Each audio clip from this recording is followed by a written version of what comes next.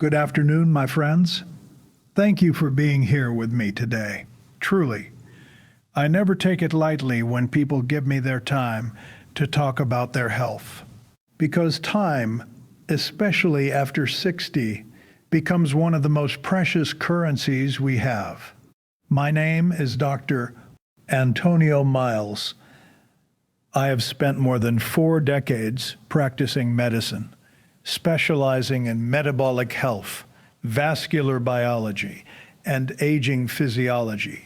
I've worked in hospitals, research centers, and clinics across several countries. I've sat beside thousands of patients in moments of fear, confusion, and sometimes profound hope.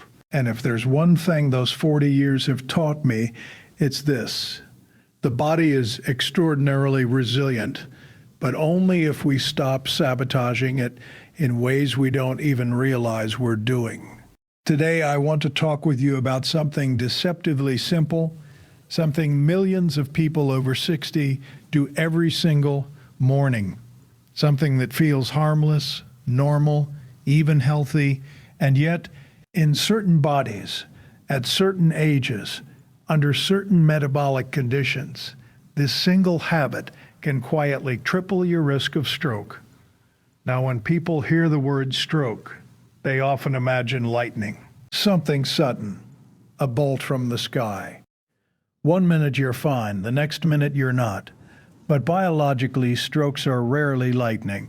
They are usually the final chapter of a story that has been unfolding quietly for years.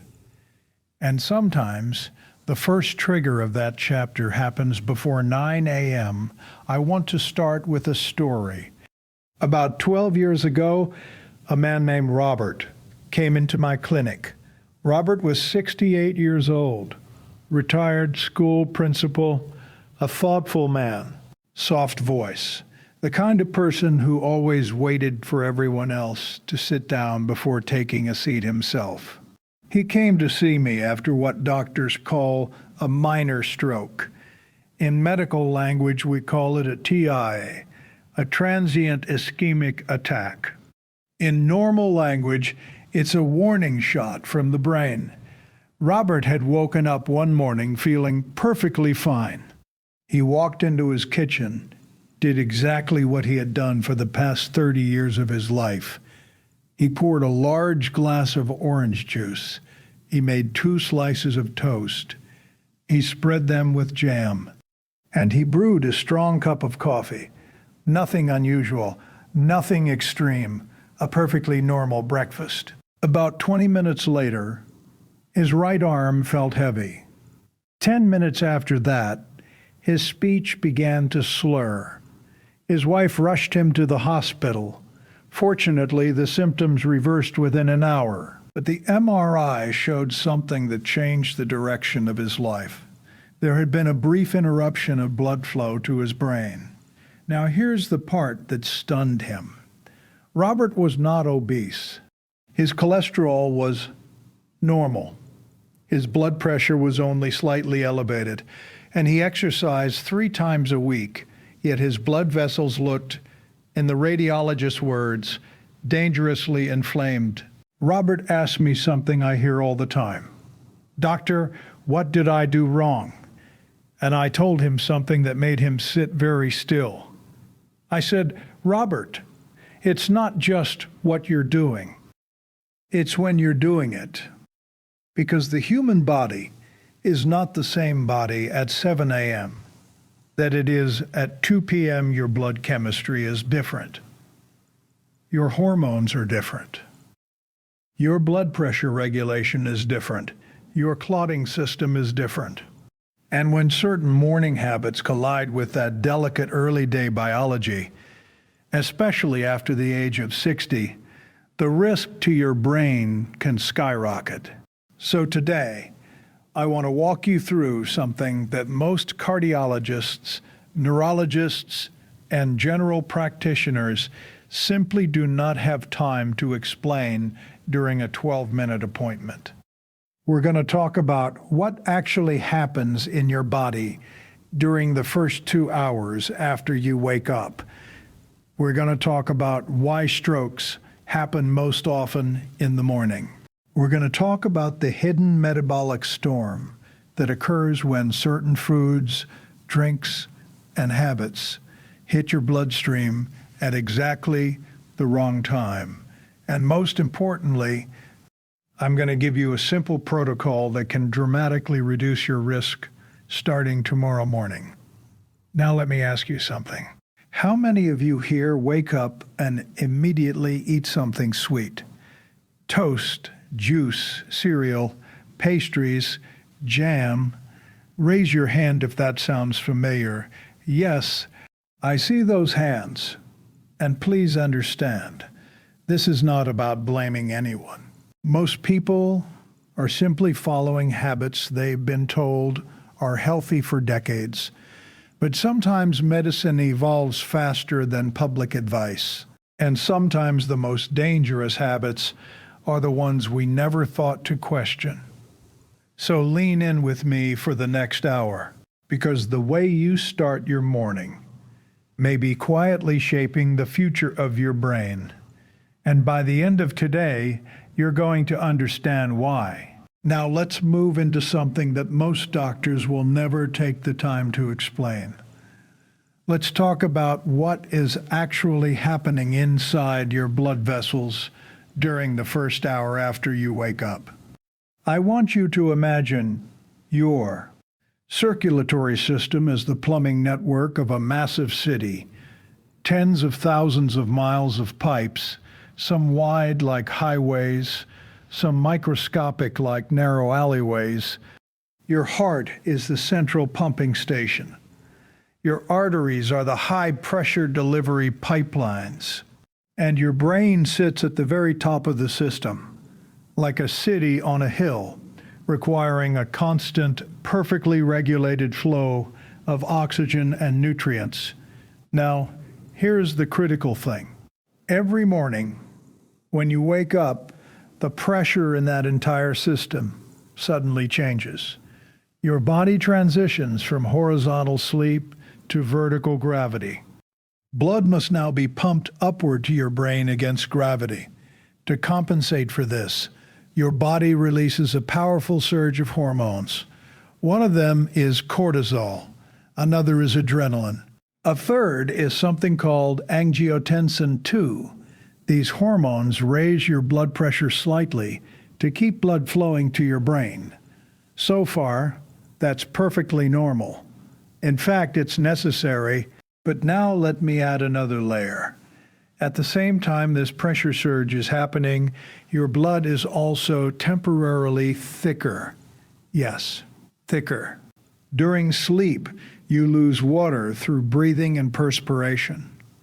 Even mild overnight dehydration increases blood viscosity.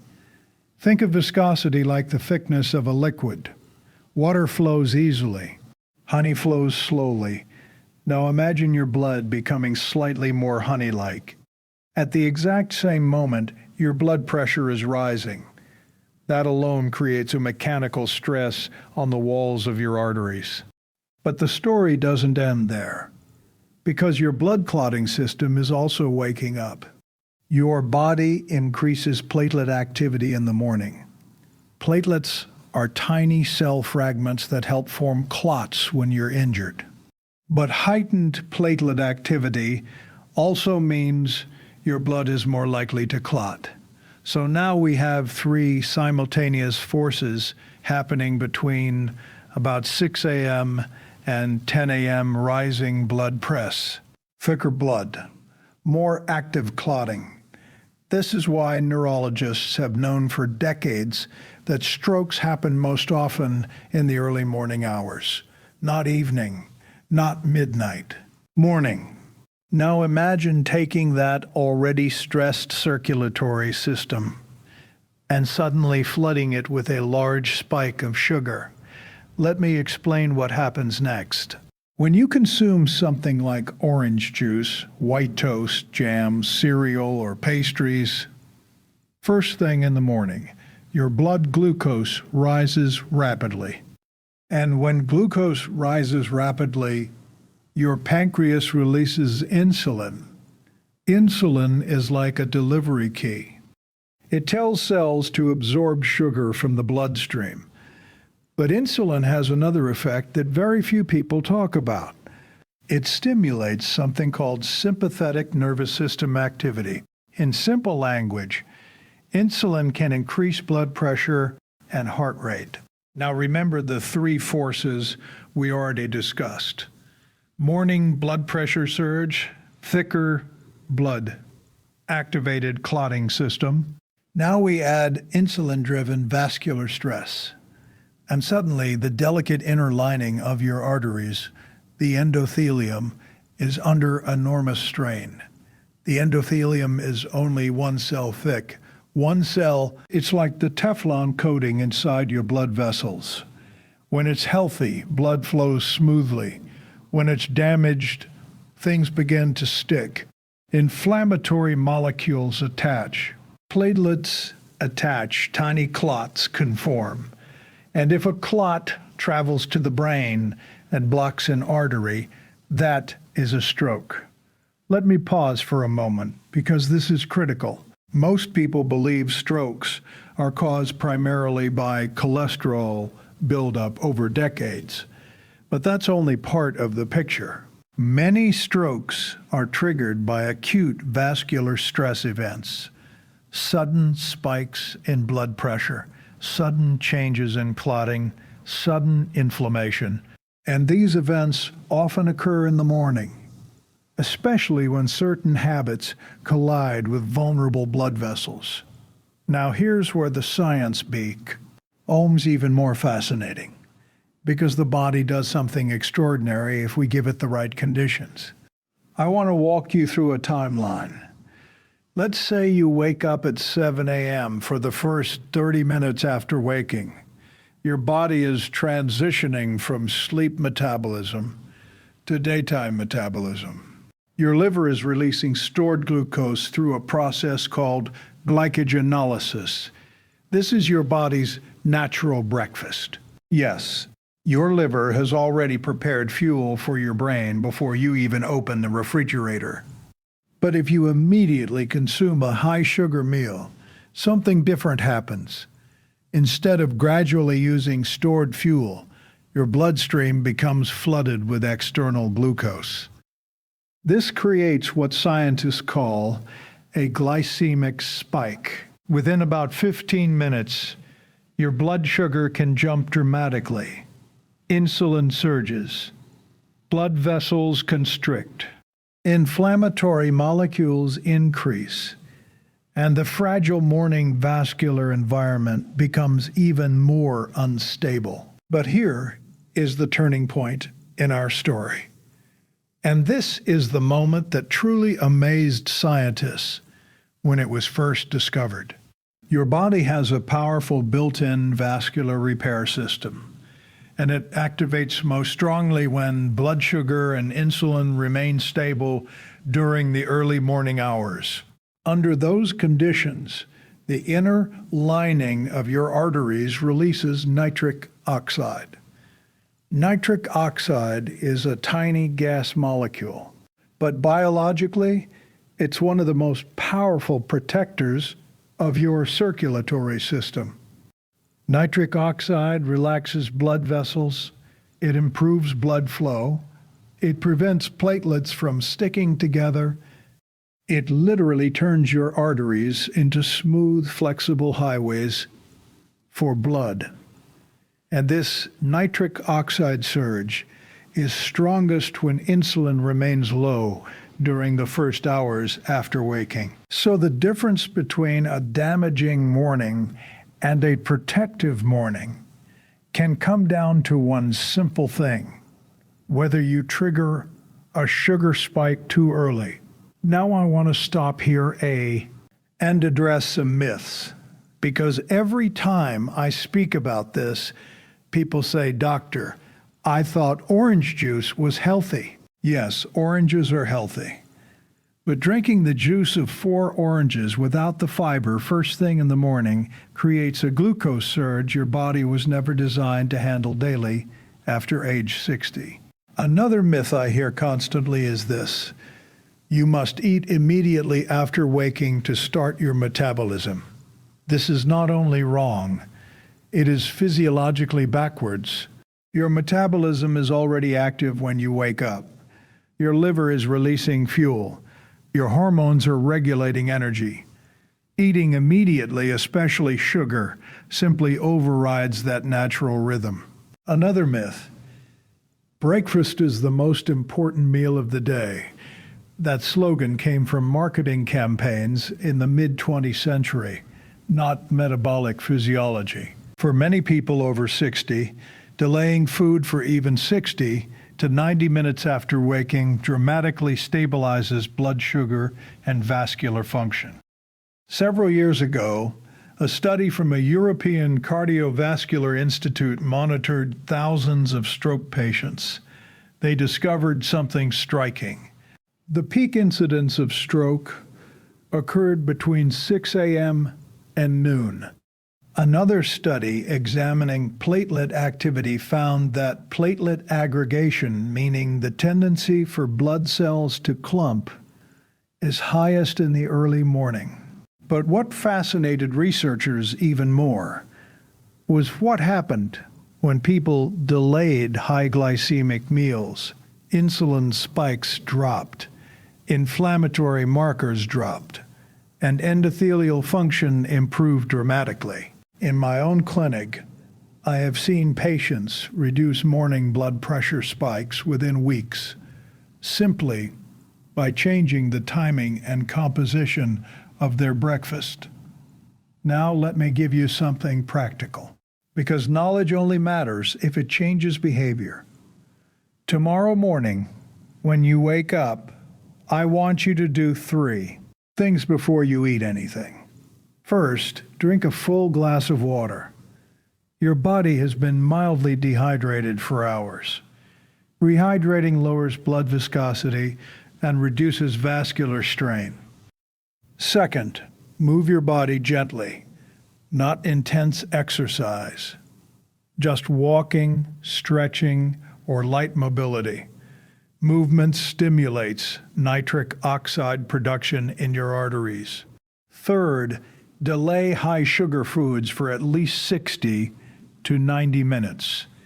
If you are hungry during that window, choose protein and fat first. Eggs, Greek yogurt, nuts. These stabilize blood sugar instead of spiking it. Now I must say something important here. This approach is not appropriate for everyone. If you are diabetic and on insulin, your physician must guide any change in meal timing. If you are taking medications that require food in the morning, you should follow your doctor's instructions. Pregnant women, individuals with severe metabolic disorders, or people recovering from illness may have different needs. Health advice must always respect individual conditions. But for the majority of adults over 60, stabilizing the first 2 hours of morning metabolism can dramatically reduce vascular stress. And sometimes the smallest shift in timing can change the trajectory of an entire decade of health. Let me bring you back to Robert. Remember the retired school principal who had the TIA? After we reviewed his metabolic patterns, we made a few simple adjustments. He started hydrating immediately after waking. He walked for 20 minutes each morning. He delayed sugary foods until later in the day. Within 3 months, his morning blood pressure spikes had fallen significantly. Within 6 months, his vascular inflammation markers dropped. And most importantly, he never experienced another neurological event. Now I want to end with something deeply important. Your body is not fragile. It is adaptive. For hundreds of thousands of years, humans did not wake up and immediately drink fruit sugar and refined grains. Our biology evolved for gradual morning activation, movement, sunlight, hydration, then food. When we restore that rhythm, the body often begins repairing itself in ways that feel almost miraculous. So if there is one sentence I want you to remember long after today, it is this: the first hour after you wake up is one of the most powerful opportunities you have to protect your brain. Treat it with respect. Thank you for listening to me today. If this message resonated with you, I'd love to hear your thoughts or experiences. What is your current morning routine? Sometimes sharing these habits is the first step toward changing them.